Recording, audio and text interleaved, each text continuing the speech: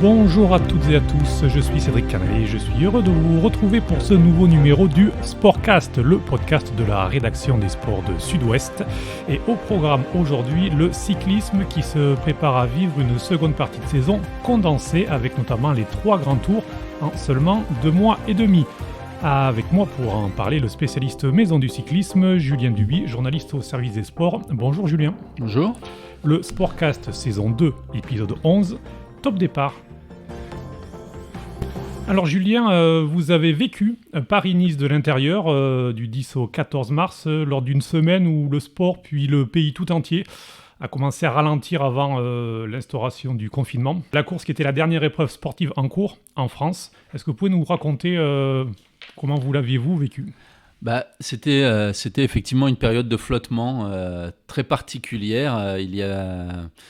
Dès le départ, bien sûr, on savait que l'épidémie était là, qu'elle gagnait du terrain. On s'était même interrogé quelques jours avant le départ de Paris-Nice sur le bien fondé de prendre le départ de cette course.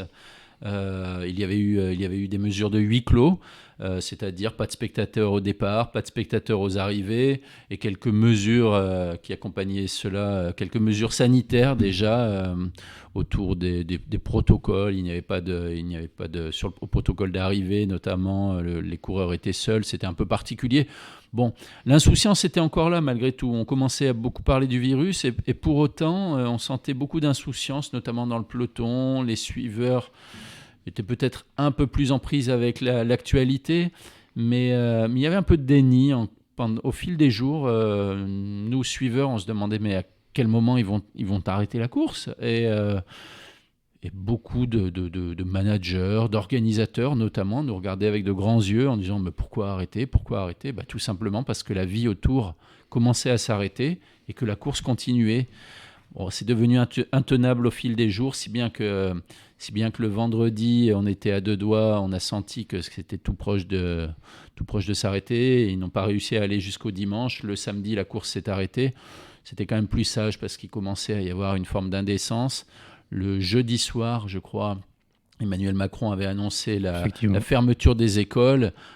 Donc la France venait de prendre la mesure du choc, en quelque sorte. Et cette course continuait. Et quand elle s'est arrêtée, on s'est dit au revoir et on se demandait bien si on se reverrait cette saison.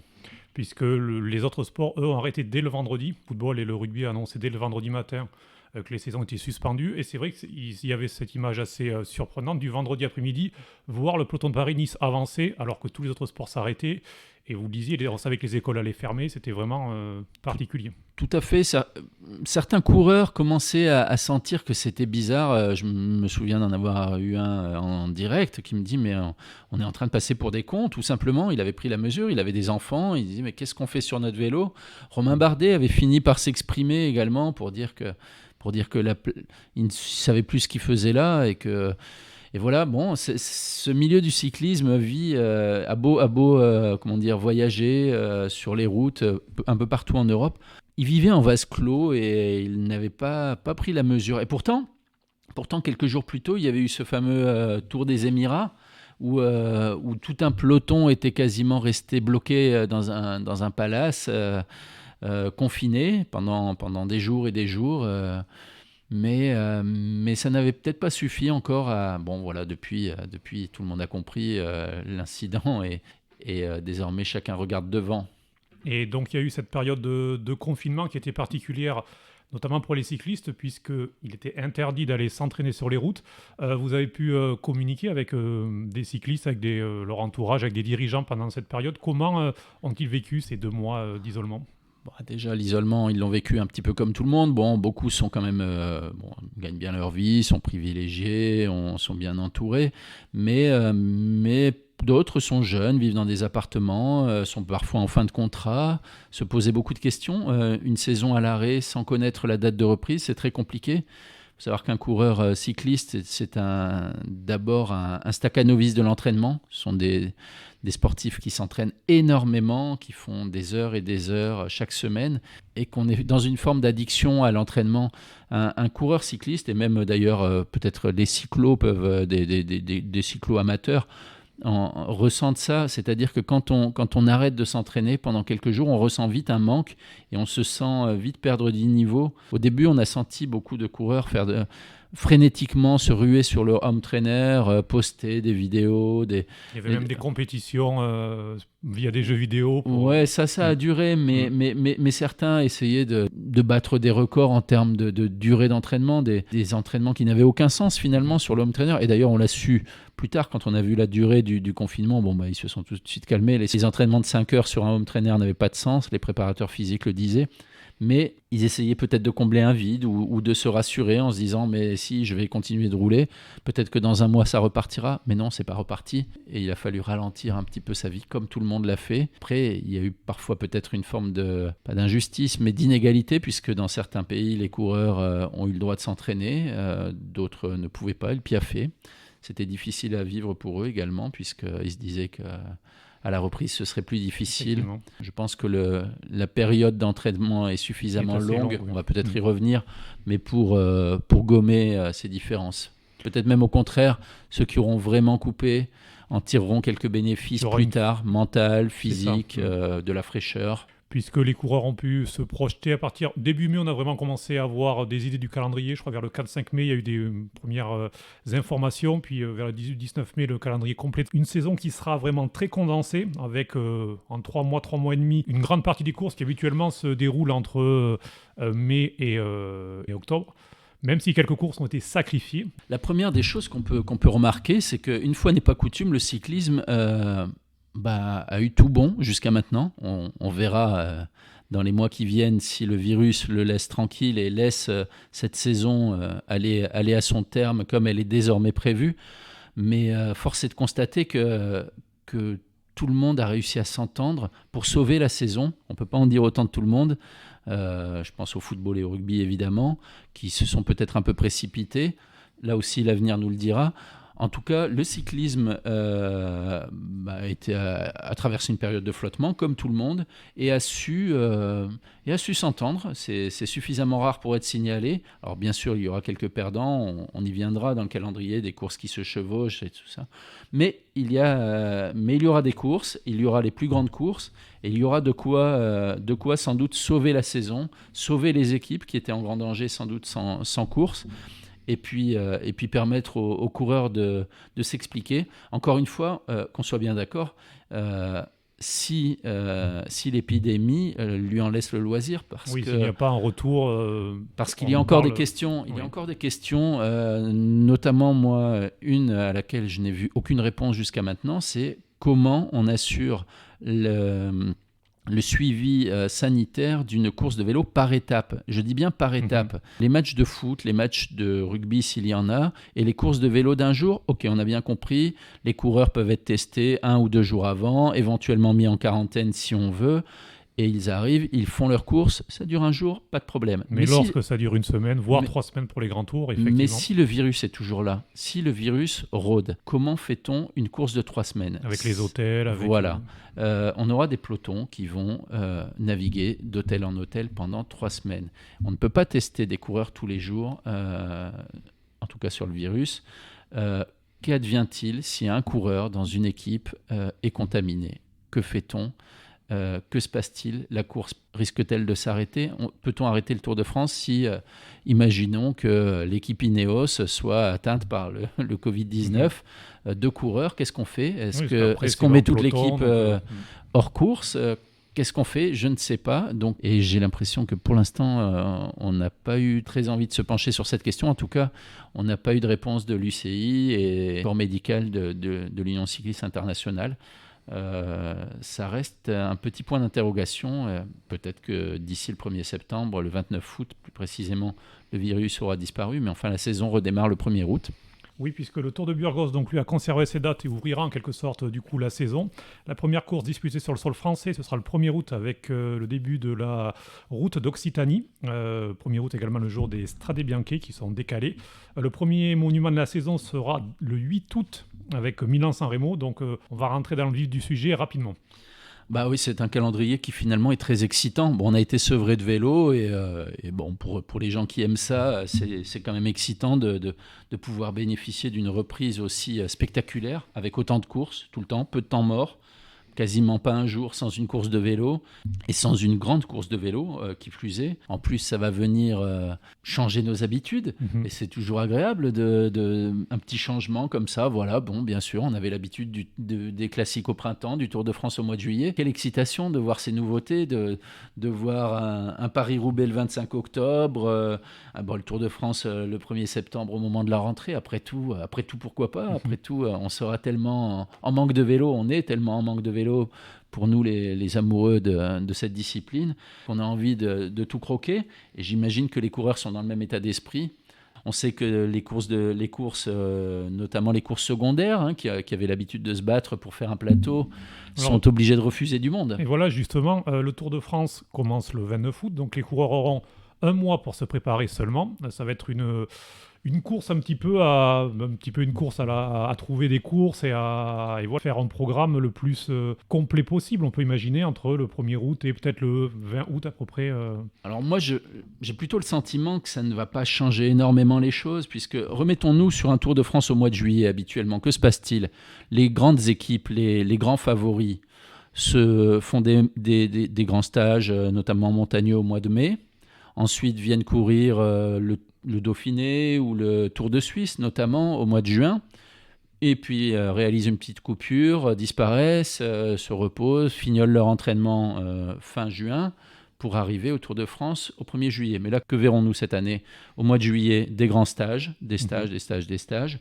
Au mois d'août, finalement, le Dauphiné, qu'est-ce qu'on voit? On va retrouver la route d'Occitanie, le Tour de l'Ain, qui vont peut-être venir remplacer le Tour de Suisse, qui a disparu cette année du calendrier. Mais il y aura quelques épreuves comme ça, pour les grands noms, qui évidemment seront les bienvenus sur ces épreuves. Sur le Dauphiné, n'en parlons pas, qu'il y aura quasiment le plateau du Tour de France, comme d'habitude, ou presque, peut-être même plus encore. Les favoris seront de toute façon, je pense, combler le manque qu'ils auront eu là pendant ces 3 mois, et ils pourront reprendre le rythme de la compétition. D'ailleurs, ne dit-on pas régulièrement que les vainqueurs du Tour, les grands favoris du Tour, courent très peu dans une saison? Chris Froome est un exemple bien connu. On ne le voit pas de la saison. Il fait 2-3 courses par étape, notamment le Dauphiné, par exemple. Il apparaît, il est là au Tour de France, il est à son meilleur niveau. Les Tours de France se gagnent en stage aujourd'hui. Et... Donc le Tour de France va se gagner à partir de juillet pour les équipes. Ah mais là c'est déjà commencé. Je pense que les camps d'entraînement, je sais que on a vu que notamment la Deceuninck Quick-Step a prévu, je crois, un camp d'entraînement de 3 semaines. Bon, j'imagine qu'il sera un petit peu tournant. Les coureurs sont suffisamment nombreux. Les frontières qui rouvrent et donc les coureurs se retrouvent, peuvent de nouveau faire des stages. Ce qu'il ne faut pas négliger également, c'est que cette période de préparation va se faire au beau jour, encore plus que d'habitude. D'habitude, peut-être qu'en mai, il fait beau. Enfin là, les conditions seront idéales et ils seront tout de suite dans le vif du sujet, par beau temps, peut-être par chaleur, tout de suite s'entraîner, dans des conditions idéales, quoi. Ils n'auront pas besoin de partir je ne sais où. Là, ils peuvent s'entraîner chez eux ou en tout cas... je pense aux coureurs qui sont à Monaco, qui vivent à Monaco, qui sont nombreux. Ils ont les Alpes à 2 pas, oui. Dès le lendemain du déconfinement, ont pu aller monter des cols au soleil sans aucun problème.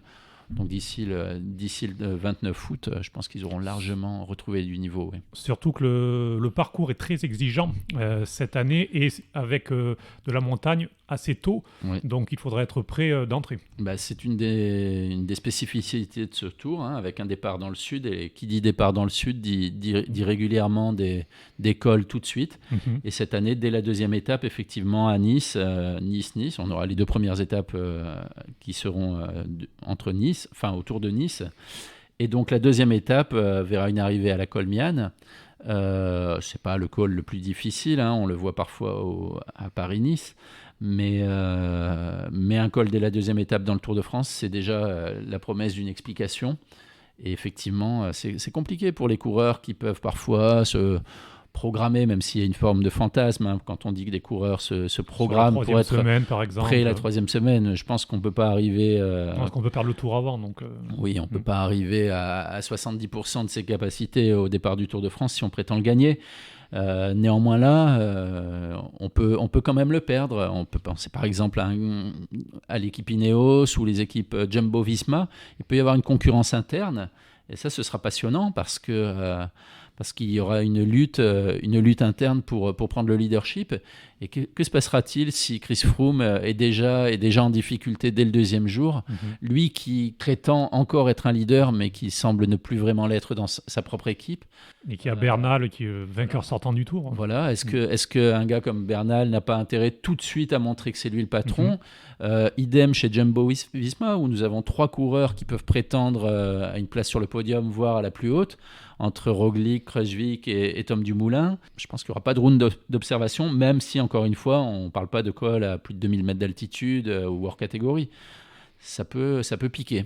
Et quid des Français? Est-ce que on sait si le changement du calendrier a changé les projets d'un Romain Bardet, d'un Thibaut Pinot? On sait que Thibaut Pinot était axé Tour. Romain Bardet pensait à aller faire notre grand tour peut-être pour un petit peu se changer les idées. Est-ce qu'on en sait plus? Thibaut Pinot, on le sait, lui désormais, son objectif, c'est de gagner le Tour. L'année dernière, il semblait n'en avoir jamais été aussi proche. Mais malheureusement, on a vu ce qu'il est advenu avec sa blessure à 2 jours de l'arrivée. Oui. Pinot, il va essayer de revenir et de gagner le Tour. Je pense que ce sera quand même très compliqué parce qu'il y aura un plateau extrêmement pointu. Mais un parcours qui semble en tout cas pas dessiné pour lui, mais en tout cas... Le parcours est toujours difficile sur le Tour de France. C'est vrai que l'absence de chrono trop compliqué, puisqu'il y en a un seul et qu'il va se dérouler avec l'ascension de la planche des belles filles, qui n'est pas pour lui déplaire, puisqu'il est de là-bas en plus et qu'il aime grimper. Effectivement, on pourrait être tenté de se dire c'est l'année ou jamais. Mais l'année dernière, il avait des jambes qui pouvaient nous laisser dire aussi que c'était l'année ou jamais. On ne l'a jamais vu aussi fort. Il était vraisemblablement, et pendant 2 semaines et demie, le plus fort en montagne de ce Tour de France. Malheureusement, il n'a pas réussi à tenir sur les 3 semaines et à nous le démontrer jusqu'au bout. Est-ce qu'il aura les mêmes jambes? Bon, voilà, ça c'est du sport fiction, on verra, pourquoi pas. J'imagine que le public français en rêve. Quant à Romain Bardet, il ne voulait pas faire le Tour initialement, il ne l'avait pas programmé, c'est vrai. Il va le faire d'une certaine façon contraint et forcé parce que cette saison, le Tour de France va prendre une place folle et il voulait se réinventer, il voulait changer sa façon d'envisager le calendrier. Il sera là. Il a déjà dit qu'il ne viserait pas le classement général officiellement. Après tout, pourquoi pas? De toute façon, l'année dernière, il a terminé 15e. Ça a été très difficile pour lui. Revenir en se mettant la pression, on sentait déjà... Il y avait une lassitude, c'était compliqué, oui. Après tout, pourquoi pas? Et peut-être que d'ici là, peut-être qu'en cours de route, il se sentira bien, mais... On peut l'imaginer, dynamiter un petit peu la course, peut-être, être un électron libre. Si c'est comme ça qu'il se sent le mieux et qu'il sent mieux la course, pourquoi pas? Après tout, il a suivi pendant des années, il a eu une régularité exceptionnelle, il a réalisé 2 podiums, une 2e place en 2016, une 3e place en 2017. Il sait les efforts que ça demande, l'usure mentale que ça représente. L'année dernière, il était à la limite du burn-out cycliste, en quelque sorte. C'est en tout cas l'impression qu'il donnait. Il en avait marre, il en avait plein les bottes. Donc on ne va pas lui jeter la pierre s'il ne se sent pas de suivre et d'attendre des temps forts.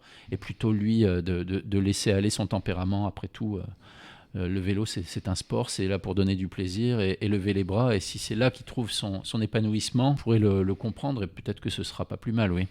Est-ce qu'on sait, pour ce qui est de Julien Lafilippe, puisque l'an dernier, il a marqué le Tour de France en portant le maillot jaune pendant 2 semaines, seulement c'est aussi un chasseur de classiques, et là, avec ce calendrier vraiment très condensé, est-ce qu'on sait un petit peu sur ses objectifs et s'il sera là sur le Tour avec des ambitions particulières ou pas?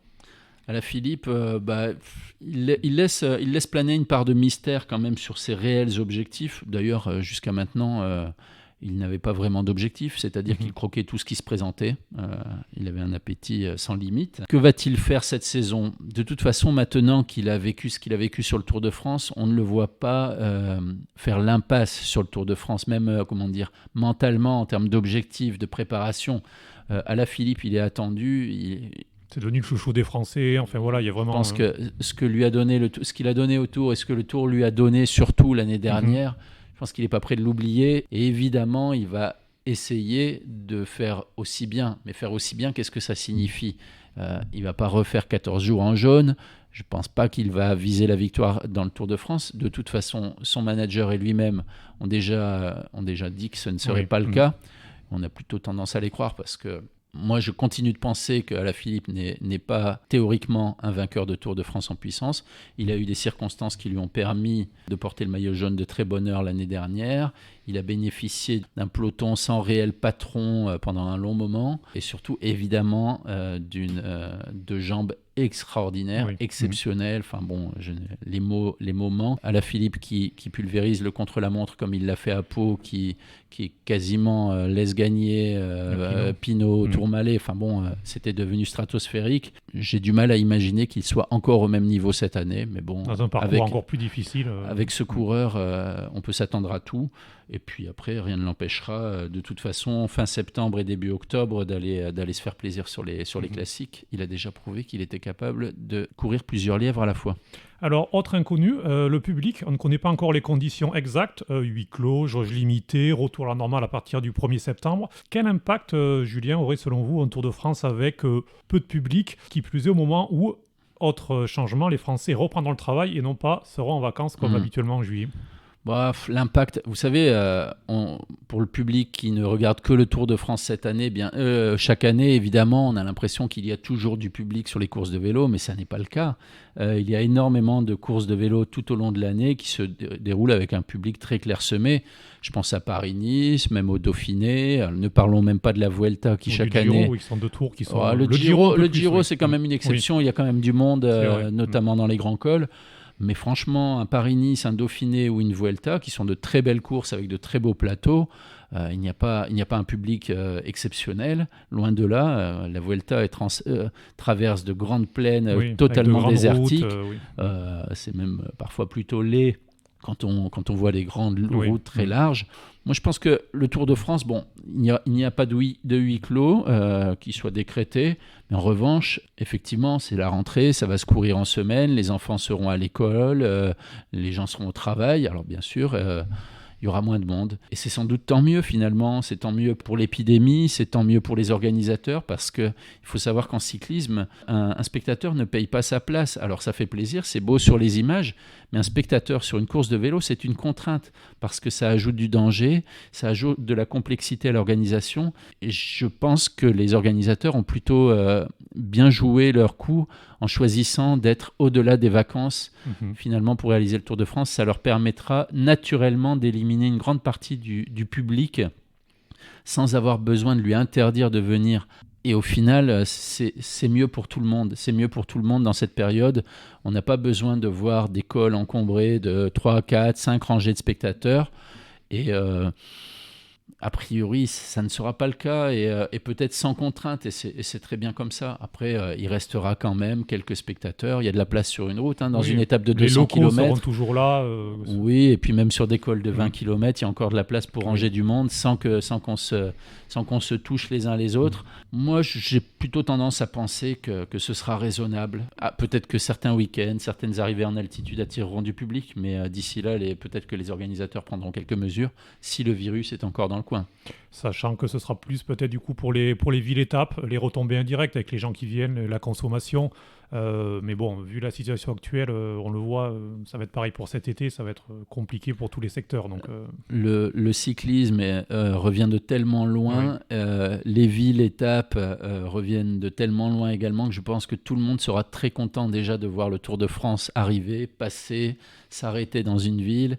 Je ne sais pas, pensons à la Charente-Maritime, à La Rochelle, à l'île de Ré, à l'île d'Oléron qui verront le Tour de France après une période aussi compliquée. Je pense que même s'il y a un peu moins de monde, tout le monde sera très heureux quand même. Et donc ensuite, les courses vont s'enchaîner à un rythme effréné. Et quelque chose également de nouveau, ce sont les deux autres grands tours qui vont se chevaucher du 4 au 25 octobre pour le Giro et du 20 octobre au 8 novembre pour la Vuelta. Donc les coureurs vont devoir faire des choix. Le triplé que font certains, là, sera carrément impossible cette année, à moins d'abandonner le Giro pour aller sur la Vuelta. Mais c'est peu probable. Mais voilà, c'est quelque chose qui va être assez nouveau aussi. Oui, alors finalement... Les doublés ou les triplés, ce sont pas les grands leaders, ce sont surtout des exceptions. Dans des équipes qui comportent environ entre 25 et 27 coureurs, je pense notamment aux équipes de première division, les World Tour, il y a suffisamment d'effectifs pour faire courir tout le monde. Puis s'il faut le rappeler, c'est 8 coureurs par grand tour et 7 pour les courses d'un cran en dessous. Voilà, exactement. Donc finalement, ça permettra... Alors oui, bien sûr, les coureurs ne feront pas 2 grands tours, mais par contre, tous les coureurs des grandes équipes pourront sans doute participer à un grand tour. Et ça permettra à tout le monde de s'exprimer. Donc le Giro peut-être aura un plateau un peu moindre puisqu'il partira juste 1 mois seulement après le Tour de France. Il sera en concurrence avec certaines grandes classiques qui peuvent justement intéresser les coureurs du Tour de France. Je pense à Liège-Bastogne-Liège, à l'Amstel Gold Race notamment, qui voudraient ensuite enchaîner avec la Vuelta. Mais il y aura des battus, il y aura des coureurs qui ont dû abandonner en cours de Tour de France, il y aura des coureurs qui auront fait ce choix, qui peut être un choix malin d'aller quand même sur le Giro pour essayer de le remporter cette année. Donc il y aura la place et il y aura les effectifs pour de belles épreuves. Après, quelle sera l'intensité de l'une ou de l'autre, difficile à dire, mais encore une fois, ce sera curieux d'assister à ça, quoi. Des classiques en même temps que des grands tours. Bon, après tout, au moins, on sera rassasié de vélo à l'automne. Surtout pendant les grands tours, souvent les étapes de montagne sont pendant les week-ends, les classiques sont pendant les week-ends, donc on peut penser à des samedis, des dimanches aussi assez somptueux pour les passionnés de vélo. Ah oui, on va pouvoir se reconfiner. C'est ça. Reconfiné jusqu'au 25 octobre, notamment au 31 octobre, parce que Paris-Roubaix le 25 octobre, moi je ne vous cache pas que je suis très impatient de voir ça. On a l'habitude au printemps, là, même Christian Prudhomme avait l'air de réclamer de la pluie. Bon, c'est un peu bizarre que l'organisateur réclame de la pluie pour une épreuve, mais c'est vrai que c'est assez palpitant et ça va nous emmener assez loin dans l'année. Bon, voilà, on se rattrapera. Mais effectivement, et c'est vrai que finir cette saison cycliste par le Tour des Flandres le 18 octobre, Paris-Roubaix le 25 octobre et le Tour de Lombardie le 31 octobre, ça donne plutôt envie. Ouais, pour les classiques pavés, on avait prévu au printemps, on s'attendait à voir le phénomène Van Der Poel arriver, se confronter notamment à Julien Alaphilippe qui voulait venir sur le Tour des Flandres, à Wout van Aert. Bon, là, on ne sait vraiment plus à quoi s'attendre. On peut imaginer qu'Alaphilippe laissera tomber le Tour des Flandres, évidemment, puisque la préparation spécifique pour une course pavée comme ça, surtout en fin de saison, après avoir mangé des cols pendant un petit moment, ce sera compliqué pour lui. En revanche, voilà, on l'a complètement perdu de vue, mais Mathieu Van Der Poel, voilà, qui était la sensation, oui. Et qui lui ne pourra pas être sur le Tour de France puisque son équipe n'est pas invitée, qui ne peut pas faire les Jeux Olympiques non plus. Donc là, c'est une belle occasion pour lui de venir chasser les monuments qui lui semblent promis. Donc un bien beau programme qu'on aura l'occasion de suivre. Pour finir cet épisode, un mot à la mémoire de Nicolas Portal, l'ancien coureur devenu directeur sportif de Sky puis Ineos qui nous a quittés le 3 mars et que vous connaissez bien, Julien. Bah ouais, Nicolas Portal, en fait, je parlais de moi un petit peu, enfin de nous, puisque moi j'ai commencé ma carrière de journaliste dans le Gers et lui était un jeune néo-pro et finalement on a commencé ensemble et je l'ai suivi dès ses premières années de coureur et puis petit à petit, il a grimpé les échelons. Voilà, c'était un coureur déjà sympathique, un équipier dévoué. Moi, je n'ai jamais croisé personne qui m'en a dit du mal. Et pourtant, parfois, dans le cyclisme, vous savez, on peut dire du mal même de ses coéquipiers. Non, Nicolas, c'était un mec sympa, qu'il est resté, même quand il était après... derrière les barrières de l'équipe Sky en plein Tour de France, dans la frénésie du Tour. Et oui, ça a été un choc. Ça a été un choc de le voir partir si brutalement. Au-delà de l'émotion, c'est une grosse perte également pour cette équipe Ineos. On sait que chacun des leaders successifs de cette équipe ont été très attachés à lui. Froome notamment, qui perd un sacré allié dans cette équipe. Mais Geraint Thomas et Egan Bernal ont pu compter sur lui également. C'était un fin tacticien, c'était un très bon manager et je suis curieux de savoir comment l'équipe Ineos va pouvoir s'en sortir sans lui. C'est une grosse perte pour eux. Et d'ailleurs, aux obsèques de Nicolas à Auch, on a vu toute l'équipe Ineos réunie autour de son cercueil. C'était un moment très émouvant. Et il ne manquait que Chris Froome qui était en stage en Afrique du Sud à l'époque. Mais je pense que cette équipe a été secouée plus qu'on ne l'imagine par cette disparition. Et donc ils auront sûrement une pensée pour lui, et comme l'ensemble du peloton, notamment le 29 août avec ce départ du Tour de France à Nice. Eh bien, merci beaucoup Julien d'avoir été avec nous. On vous retrouve dans le quotidien et sur le site de Sud-Ouest. Merci. Vous pouvez retrouver ce podcast, mais aussi tous les précédents du Sportcast et tout le catalogue de Sud-Ouest, actualité, politique, vin, coulisses de l'info, etc., sur notre site, les applications Acast, Spotify, YouTube, Google Podcast ou encore Apple Podcast. Ciao, ciao.